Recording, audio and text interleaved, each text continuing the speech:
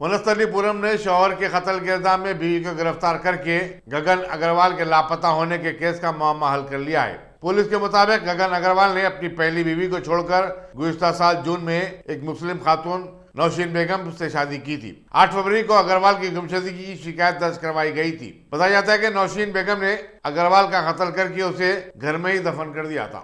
मुस्लिम नौजवानों को नजरअंदाज करते हुए हिंदुओं से शादी करने का ये इबरतनाक अंजाम है।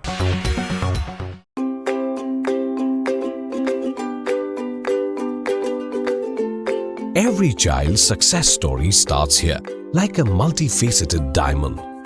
Every student who steps into Success School shines with brilliance, sculptured by teachers polished to perfection. If opportunity does not knock, I will build a door. To us, success comes in cans, not in can'ts. Success is falling 9 times, getting up 10. Some people dream of success, others put their heart and soul into working for it.